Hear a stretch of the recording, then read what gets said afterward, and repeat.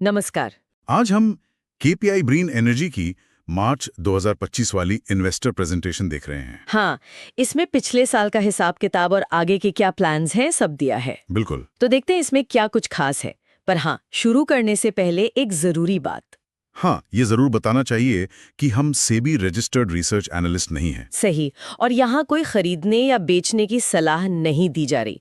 हम तो बस इस प्रेजेंटेशन की जानकारी को समझने की कोशिश कर रहे हैं। बिल्कुल। तो कहाँ से शुरू करें? Financial numbers? हाँ, वहीं से करते हैं। वित्त वर्ष 2025 कैसा रहा उनके लिए? तो देखिए, फाइनेंशियल्स तो काफी सॉलिड लग रहे हैं। उनका टोटल रेवेन्यू करीब 1755 करोड़ रुपए रहा। अच्छा, और प्रॉफिट? प्रॉफिट आफ्टर टैक्स मतलब पीएटी वो रहा करीब 325 करोड़ रुपए।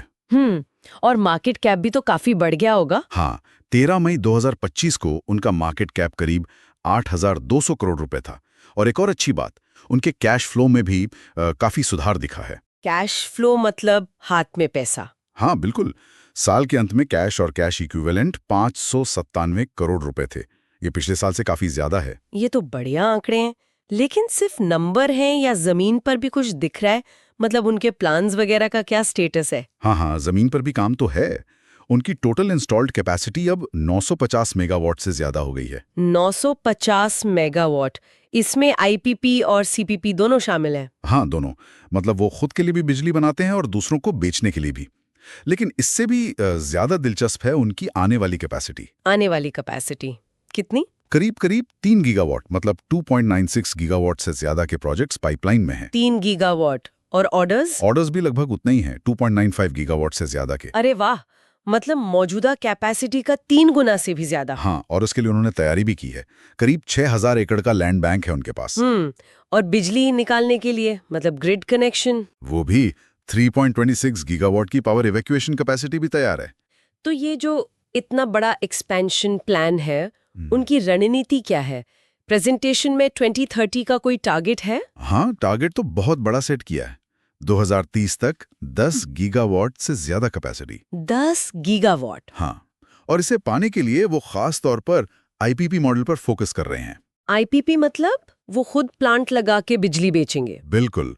लॉन्ग टर्म पीपीए मतलब पावर परचेज एग्रीमेंट के तहत इससे उनको एक रेगुलर इनकम और शायद बेहतर मार्जिन की उम्मीद है। और ये सिर्फ गुजरात में ही कर रहे हैं या बाहर भी? नहीं, अब बाहर भी निकल रहे हैं। राजस्थान, ओडिशा, मध्य प्रदेश, इन राज्यों की सरकारों के साथ एमओयू भी साइन किए हैं। अच्छा, लेकिन 10 गीगावाट का लक्ष्य तो मतलब बहुत कैपिटल इंटेंसिव होगा। पैसा कहाँ से आएगा, इसका कुछ जिक्र है? प्रेजेंटेशन में सीधे सीधे फंडिंग का पूरा ब्रेकडाउन तो नहीं है, पर हाँ, बड़े निवेशकों के नाम हैं, जैसे गोल्डमैन सैक्स, ब्लैक रॉक, एडिया। ये तो बड़े नाम है। तो ये एक तरह से भरोसा दिखाता है। पर हाँ, इतना बड़ा लक्ष्य हासिल करने के लिए लगातार पैसा और तेज एग्जीक्यूशन तो चाहिए ही होगा। कंपटीशन भी तो बढ़ रहा है। सही कहा। अच्छा, वो सिर्फ सोलर और विंड पर ही फोकस कर रहे हैं या कुछ नया भी? बीईएसएस, ग्रीन हाइड्रोजन का भी जिक्र सुना था। हाँ, वो फ्यूचर टेक्नोलॉजीज पर भी नजर रख रहे हैं। बैटरी एनर्जी स्टोरेज सिस्टम्स मतलब बीईएसएस, उस पे काम चल रहा है। अच्छा, बैटरी स्टोरेज। हाँ, जो ग्रिड स्टेबिलिटी के लिए जरूरी है। फिर ग्रीन हाइड्रोजन में भी कदम रख रहे हैं। FY26 तक 1 मेगावाट का कैप्टिव प्लांट लगाने का प्लान है। 1 मेगावाट ग्रीन हाइड्रोजन, ये तो अभी शुरुआत है। हाँ, शुरुआत ही है। साथ में ऑफशोर विंड और फ्लोटिंग सोलर जैसे आइडियाज पर भी सोच विचार चल रहा है। लेकिन इतने सारे नए एरिया में एक साथ जाना, क्या इससे उनका मेन फोकस मतलब सोलर और हाइब्रिड प्रोजेक्ट से ध्यान नहीं हटेगा? ये सवाल तो वाजिब है। देखिए, नई टेक्नोलॉजी में जाना तो जरूरी है, पर बैलेंस बनाना भी उतना ही जरूरी।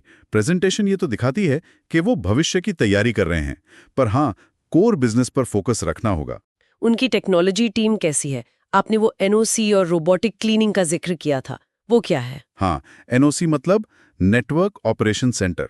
ये IBM मैक्सिमो बेस्ड है और इससे वो अपने सारे प्लांट्स की रियल टाइम मॉनिटरिंग और कंट्रोल करते हैं। Okay, centralised control. बिल्कुल। और दूसरा वो रोबोटिक क्लीनिंग। उन्होंने खुद का मतलब पानी के बिना चलने वाला automatic solar panel cleaning robot बनाया है। पानी के बिना? हाँ। अच्छा। हाँ, इससे पानी बचता है और पैनल साफ रहते हैं तो बिजली ज्यादा बनती है। ये छोटी छोटी चीजें ऑपरेशनल कॉस्ट कम करती हैं। Efficiency improvements. अच्छा, ये कंपनी अकेले खड़ी है या किसी ग्रुप का हिस्सा है? केपी ग्रुप का नाम सुना है? हाँ, केपी ग्रीन एनर्जी असल में केपी ग्रुप का ही हिस्सा है, जो 1994 में बना था। अच्छा, पुराना ग्रुप है। हाँ, और ग्रुप में दूसरी लिस्टेड कंपनियां भी हैं, जैसे केपी एनर्जी जो विंड में है और KP green engineering. Okay. Group ने हाल ही में मैनेजमेंट लेवल पर भी कुछ बड़े नाम जोड़े हैं। डॉक्टर आलोक दास ग्रुप सीईओ बने हैं और श्री सुरेंद्र कुमार नेगी सीईओ IIM अहमदाबाद के साथ लीडरशिप प्रोग्राम भी कर रहे हैं। तो मतलब ग्रुप लेवल पर भी काफी एक्शन चल रहा है। हाँ, लगता तो ये है कि बड़े स्केल पर जाने की तैयारी है और बड़े इन्वेस्टर्स का जिक्र तो हमने किया ही। सही। प्रेजेंटेशन में पर्यावरण और समाज पर असर मतलब ESG पर भी कुछ था। हाँ, उन्होंने दावे किए हैं, जैसे उनके आने वाले IPP प्रोजेक्ट से सालाना करीब 2.14 मिलियन टन CO2 उत्सर्जन कम होगा। ये तो काफी बड़ा नंबर है। हाँ, और करीब 7,200 नौकरियां पैदा होंगी और 25 लाख घरों को बिजली मिलेगी, ऐसा उनका कहना है। CSR में भी वो शिक्षा, स्वास्थ्य वगैरह में काम कर रहे हैं। ठीक है, तो अगर संक्षेप में देखें, FY25 मजबूत रहा, 10 गीगावाट का बड़ा लक्ष्य है, IPP पर फोकस है, नई टेक्नोलॉजी में जा रहे हैं, पीछे ग्रुप का सपोर्ट है और बड़े निवेशक भी हैं। हाँ, कुल मिला के तस्वीर तो काफी सकारात्मक दिखती है प्रेजेंटेशन के हिसाब से।